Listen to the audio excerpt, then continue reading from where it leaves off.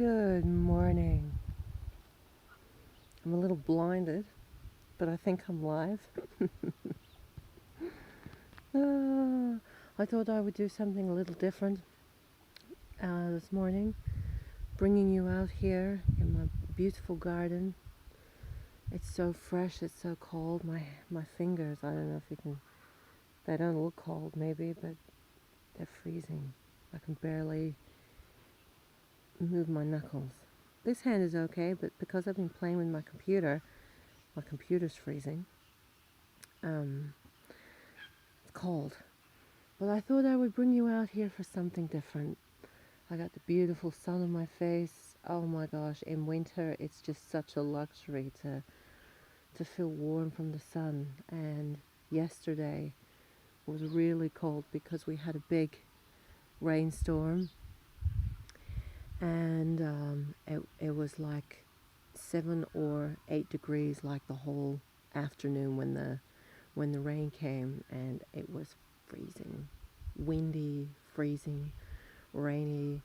But oh my gosh, that's a luxury in itself, because I don't have to water any of my plants now for, I'm hoping, a week if I'm lucky. But it's just glorious out here. So I thought I would show you, and maybe you guys have seen some of my pictures from my gardens on Instagram. I'm not posting so much, but I have put up a couple of little video things of my garden. Was it last week or the week before? And it's just been magic out here. It's been so nice, and my garden's looking lovely. Lavandula down here, down there. Maybe you can see a little bit. Maybe not. But my geranium and lavandula and everything's so green and lush, and all the animals are happy. They might be cold, but they're definitely happy. And I'm hoping my sound is okay here. Good morning. Hi Boho Witchy. Hi Rebecca. Hi Johnny. Yeah. And so this is what I mean. It's all about the simple life and what's important. And for me, this is the most important thing, is to have good health, mental, physical, and I feel the only place where you can really truly get that is out in nature. It's cleansing, it's healing, it allows you to think, clear your mind, clear your thoughts, clear everything, all kind of misalignments and imbalance. I mean, of course, home is where the heart is, and your body is your own temple, but I feel if you can give nature a chance to allow her to heal you, then this is the place. Out in the wild. I wouldn't exactly say this is wild out here, but I have 2 acres, and I feel so lucky to have so much land to create and to play with and to learn from and to heal with, and to learn, really learn about the wonders of our universe, wonders of creation, wonders of Mother Earth. And you can search all the documents and all the papers and videos and things online, but I feel like the greatest learning is out here, with flowers, with plants, with the sky, with the weather patterns, with the animals. Look at these pigeons. I'm the in-house feeder. I'm feeding everybody. So there's pigeons, there's possum birds. I have my chickens. The possums come here. Oh, look. Possum birds are coming. I can hear them. Here they come. Oh, they might just be on my live stream this morning. There they are. You see? There's pigeons. Apostle birds. They're up in the tree now. So, it's just magic. It's magic. And no matter what is happening in the world, I just, reality really is what you make it, and what you decide to put your effort into. And this is where I put my effort into creating beauty, into conditioning, the beauty I want to see around me. Beauty is everywhere, obviously, but a lot of this land has been degraded and used for cropping and grazing, and it's never really had a chance to flourish and really show its potential beauty because of man's interference, obviously. And of course, it's something very usual. Look at this. You see this? This is from my chicken feed bag. This is their three grain mix I feed them. And this is what I mean, the resilience of nature. It'll just sprout in the bag. This little piece of wheat, just sprout, just coming out in the bag. So it's all their little wheat and their three grain is all like this. Look at this.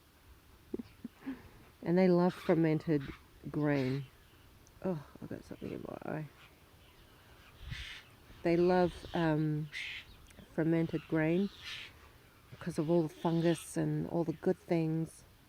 Good morning. Hello. Do you want some food? Yeah. Yeah. Come on. You can do it. Oh, here they come. Come on.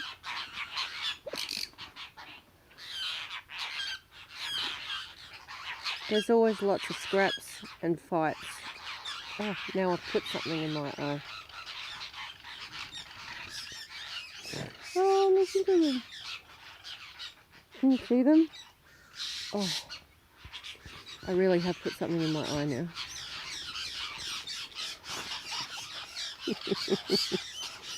Oh my gosh.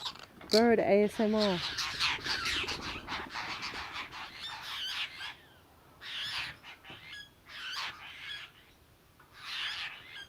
Oh look, they usually come over. Good gosh. Sorry about the racket, everybody. They may come, they may not. Oh, here comes Crow. Crow is here maybe 20, 30 times a day.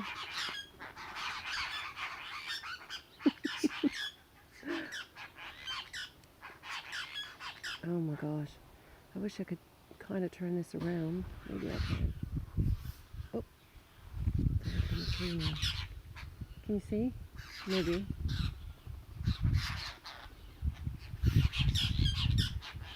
So, I'm hoping it's a little windy here this morning. And so I'm hoping I block out the wind. I've got a towel here. I'm hoping it blocks out the wind, but I don't know if it is. I hope so. So this is what I mean. It's such a joy to listen to their language, and this is their life, and they have these birds, these little grey birds, the apostle birds. They've been here before I even came here, so they're very familiar with this place, and it's taken them a while to get used to me, and for me to feed them by hand. And not that I've gone out consciously doing it, but I have been feeding them inadvertently anyway since they were here, because they're always eating the chooks' food or whatever scraps I put out for them. So me just sitting here at the table and being with them, they love that, and they come and jump on my hand and eat from my hand and bite my fingers, because it must be strange for them to never have felt human skin like that. And it's cute. It's It's really cute. So this is what I mean. This is what it's all about. It's just the free flow of nature. Everyone, not everyone, but most of the world seems so busy to not just sit for a minute and one, not check your cell phone, two, think about, oh, I've got to do this and oh, I've got to do this and, you know, be in a rush. Sometimes the best thing you can do for yourself is just to sit and just absorb and don't think about anything and just allow yourself to be engulfed in what you are, which is nature. Believe it or not, yes, we are nature, and we have done a fantastic job at separating ourselves from ourself, and ourself is this earth and everything around us. But the true essence of man, we are not a land creature. We are not of the land. We are of the stars. We are a creature of the ethers. So our journey here on earth is really very short and a blink of an eye. And once this door closes, another opens. It's so never ending. There really is no such thing as death. And we have such a stigmatized belief in death, and it's so scary and foreboding and frightening, and it's as natural as the wind flowing through the trees here, or as natural as a bird talking. It's so natural, and yet we have just created such separation from our natural self. So sometimes just to sit and to breathe and just to not do a damn thing, it's just wonderful. And you know, I had such a different busy life before, but I've always felt that kinship with nature when I've always come back to the desert, whether I was high flying in Dubai or living in New York City or living in Los Angeles, living in London. I've always felt the kinship returning back to the earth, especially this area. So when I was a kid, I always felt so hard done by being raised in such an isolated area. I remember thinking as a kid, why couldn't I have grown up in the city so I could go to the cinema and watch the pictures and being around the shopping malls? And I just felt so hard done by as a kid, being in the location that I was in. And only is it when I've got older do I just realize the absolute blessing I've had to enter the earth in such an isolated location, and to be able to call this location home. Oh my gosh, it's such a blessing. It's only when you realize it when you get older, the luxury of silence and of wilderness, because there's, you know, I mean, there is wilderness left in the world, but not much of it. And to be so accessible easily by car. I mean, in a couple of hours, I can be back in the desert, you know, literally back in the desert. So I'm definitely not in the desert here. I'm more in cropping country, but I am at the base of the Flinders. It's still beautiful, but it's not wild where I grew up. Here comes Crow. Good morning, Crow. I don't know if this is one of the babies that was here last year, but ever since after my chooks died, the two, Aziza and Amina, I have not seen the one-eyed crow, the Odin crow. I've not seen him, and he was so friendly, and I could get so close to him. He'd come so close, and I really feel like he was brought to me to help me heal from the passing of my chooks. And I've not seen him ever since he left, and Never saw him again. The one-eyed crow, because he only had one eye. I don't know what happened to the other, but he was here all by himself. So yeah.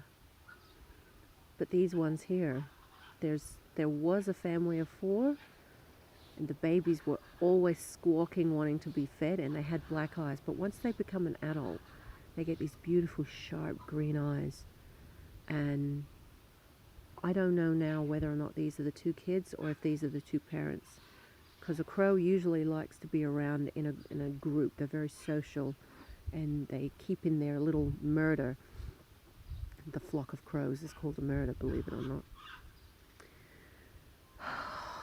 So anyway, this is where it's at for me right now this morning. Good morning. Good morning, Joey. Do you have huge pythons there, Andulairah? We don't usually have pythons, but we do have big snakes, and they're highly venomous. And if you've watched some of my videos, you'll hear me talking about Violet, the beautiful big snake, the brown snake, the common eastern brown snake, they would call it. She has been around. She's around in the summer, but she's off hibernating now because it's freezing. I haven't seen her in ages, but yes, we have snakes. Violet is a protector here. She told me that when I had an encounter with her earlier was it in December or January? Oh, here they come. You're going to get it every 5 minutes. Postle bird ASMR.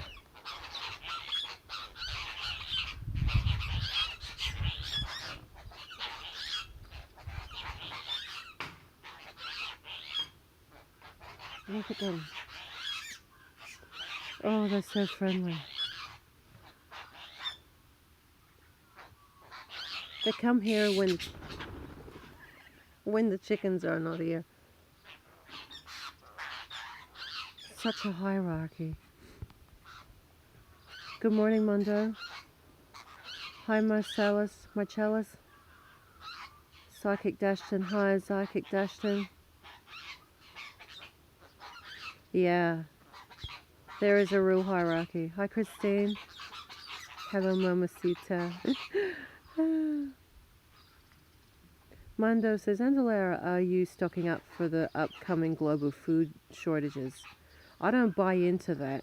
I don't stock up anything.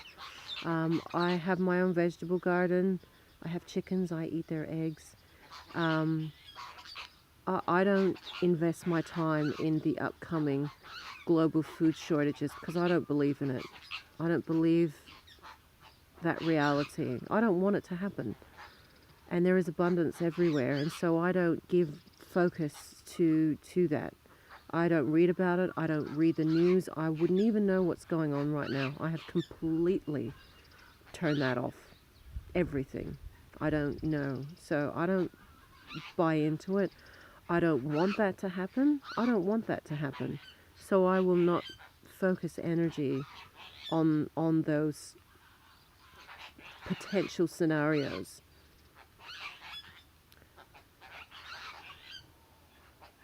Yeah.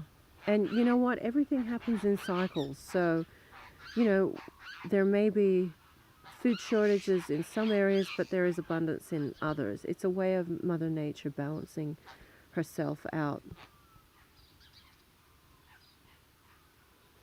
Sounds like seagulls.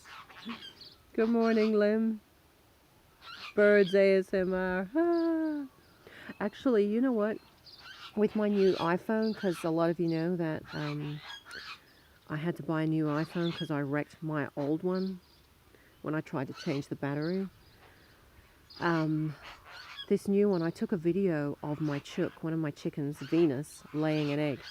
Venus has started the habit of laying in my arms. I leave the door open in the mornings for them to come in and out and say good morning.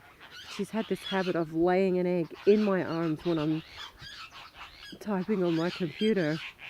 Oh my gosh. And so I took a little video of her laying the actual egg, coming out and the sounds and everything. But Oh, I had a format setting wrong on the phone, and now I don't I don't have the video, but maybe I could do it another time if people are interested, because some people might find that a bit too graphic, seeing a chicken actually laying an egg, seeing the egg coming out. I don't know if people are interested in seeing that, but I just find biology so fascinating, and the body motions that a chicken or any animal going through this, you know, what happens, what actually happens. It's I find it fascinating. Good morning. Here, let's see if they.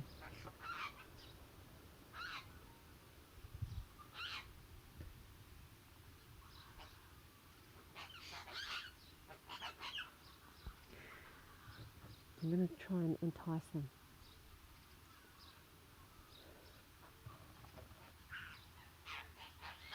Maybe not. Hi Ria. Hi Amanda. Vale Val ASMR. I love where you live. Thank you so much. Oh my gosh, I have to wipe my nose. Sorry. Oh, it's so cold that my nose is just frozen. These fingers are frozen. These ones are not so bad because I have them in between my legs. Good morning, Ria. You are so peaceful to listen to. I'm following you for a couple years now. Oh, thank you. I don't think all of my videos have been peaceful, but the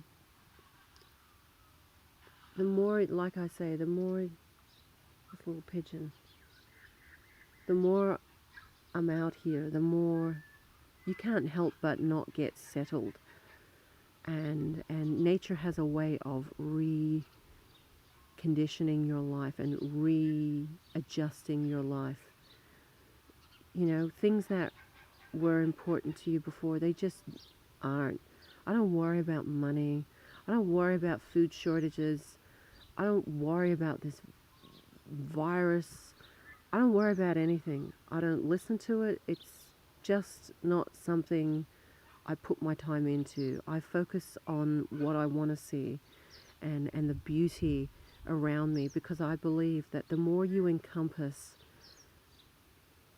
those energies, the beautiful energies, the more you emanate that out, and you are helping with the balance. You are helping with the balance. You are, emanating more of what it is that you want in the world. And I truly believe that that good energy is going to work and going to use somewhere else on the planet. Sending out that good love and that good vibe. I truly believe that. And I remember George King of the Ethereal Society, years and years ago, this group of people used to, you can look it up, they used to have get-togethers where they would charge a battery with pure loving thought and pure loving intention, and they would go and send this battery of love, that had captured this energy to a really heavy, dense place of maybe high crime or poverty, and the energies would change in this area. Crime rate would go down. So I really am a believer in focusing my energy on the things I want to see, the golden age, and I don't buy what's happening everywhere else. I don't read it. I don't want to be a part of it. And I just send love out to those that are in it and experiencing it, to try and help alleviate the experience and alleviate the reaction perhaps they're having from it directly. But I believe there are those of us on the planet that just need to continually to anchor good energy, bringing in that good energy, conditioning good energy, and if there is heavy energy, transforming it into something beautiful, because it really is subjective. Everything is subjective, and you decide whether to give it a positive or a negative polarization, because everything is neutral until you decide to give it meaning and emotion and thought. As soon as you do that, you are shifting your energy in that direction, because everything is superfluous, everything is subjective. You know, it's like saying money is the root of all evil. It isn't. Poor old money is just money, and it's us that gives it the definition and the meaning and the emotion. Money just is a catalyst and a medium, and it's us that gives it the definition. Oh, good morning. This is Earthay. Oh, she needs to lay an egg. She just told me. Oh, she's hoping I'll go back inside so she can lay in my arms. It's a habit now. They've all started doing it. Mundo, thank God that you are planting. That's what we need to do. Can't rely on the supply chains. You can't rely on anyone, honey. You need to take control of your life. And even if you live in a suburban area and you only have 10 square meters of land, do you know what you can do with 10 square meters? Do you know how nature will provide for you in 10 square meters? Like, you could just yield so much food in that little area. And then just to have that life creation, that divine energy in your space is going to just neutralize your area in such a positive way. You know, so even if you do have only a little area, it doesn't matter. Even if you have none at all, you've got a balcony, or even inside, you can grow your own food inside your own home. It's incredible what you can do if you allow nature the chance. And I've said it so many times, but I feel like the richest person on the planet with all the land that I have. I mean, I only have 2 acres, but the potential that I feel and I see in my mind's eye for this place. Every day, every single day, I'm planting something. And you can plant from a seed, you can plant from a cutting.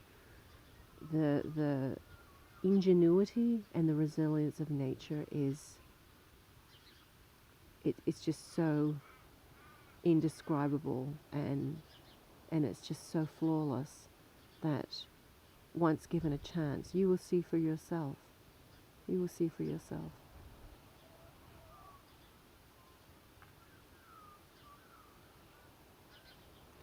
Well, abundance is everywhere.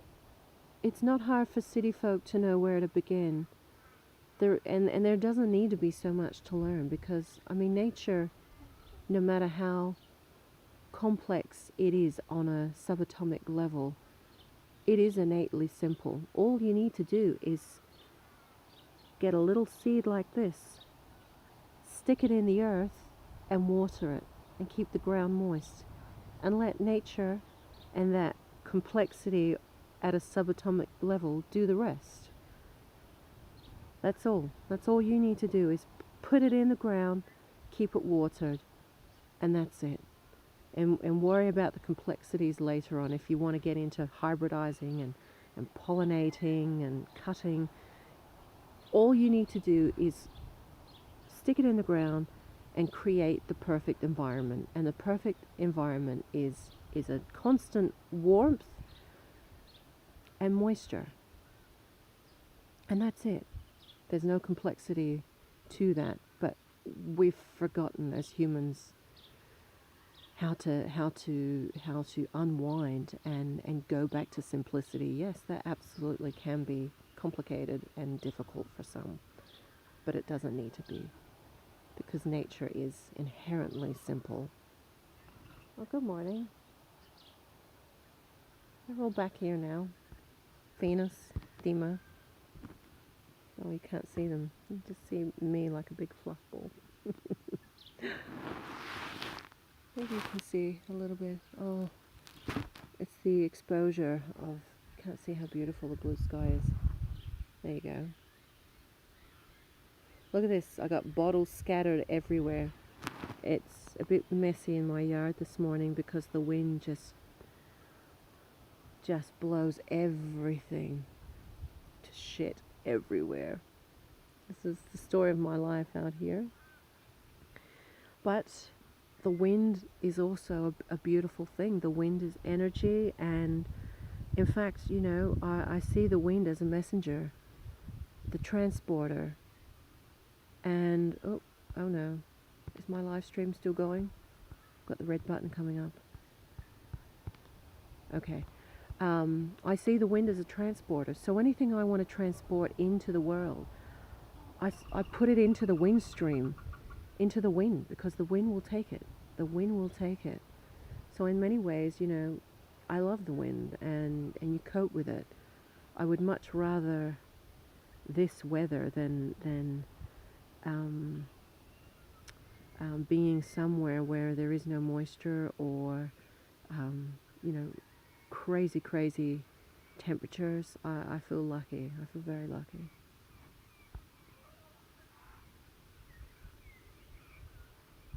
Hi, Joanna.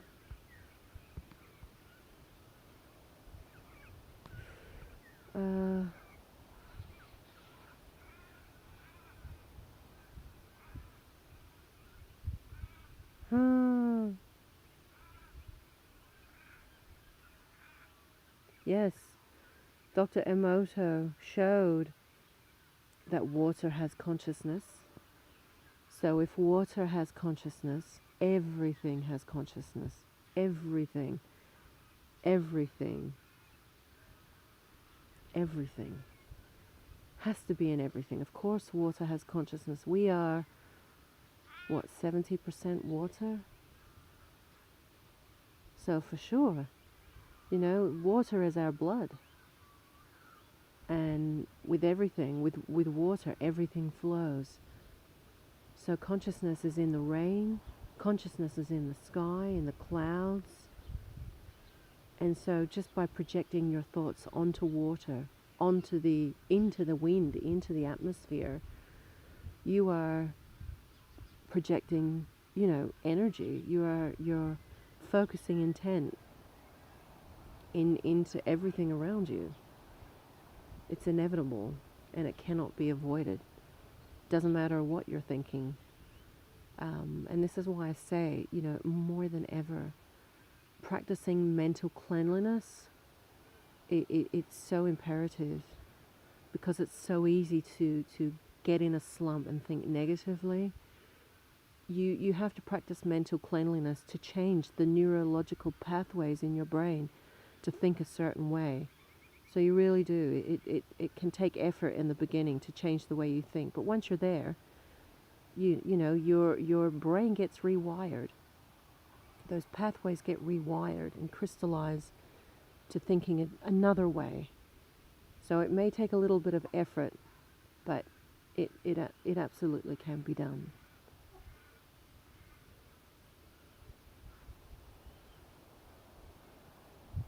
Oh, good. Mondo says, we have a lot of land in the family and nobody knows how to plant. So we are moving to start all this. Good. That's very good. Tomboy and butterflies. Good morning. Oh, goodness. So anyway, I just thought I'd give you a nice little morning ASMR. It's been an hour now. And I need to kind of start my day. And I want to go check on my seedlings. And when I go and check on my seedlings, it's as if I can hear clairvoyantly their little buzz, their excitement for being alive, and them striving to get higher and higher and get wider and wider. Oh, I just love it. I love it. Believe me, if everyone had a garden in their lives, the energy... The chooks have just run under the house. The chooks. If everyone had a garden in their life, the world would be completely different, because it forces you to think a different way. It forces you to live differently. It forces you to live more attuned with Mother Earth. It really does. And it brings you back to the natural state of being of what you really are. So, and every gardener is different. Everyone's going to do things differently, and eventually, even if you can't get it right in the beginning, eventually you will start to work it out on your own and learn how to propagate, how to germinate, how to grow a garden. You will learn instinctively, intuitively, by your own trial and error. I mean, I sure have. I sure have. So, and once you create the perfect environment, then you just let it go and let Mother Nature do the rest for you. Create the environment in which life can thrive, and then just let it go and let Mother Earth do the rest. And the abundance and the joy and the love and the good energy you will get in return, it's so endless. The abundance. I mean, this old peach tree here. Can you see that peach tree? Maybe a little bit. Right there. The abundance I have got from this poor old peach tree that's probably like 70 years old. I have never had more delicious peaches than I had last year, like this season, actually in February. Oh my gosh, they were so delicious. Everyone that ate my peaches were just like, oh my gosh, these are the most juicy, sweetest, delicious peaches. And they're all deep pink in the middle and orange on the outside. And oh my gosh, my mother, she loved them so much. Oh my gosh, they were so delicious. And I even made peach jam. And I have that up on my shelves in my house. So, and the abundance. I barely watered that peach tree. I put a lot of urine around it, and that was the only fertilizer I gave it.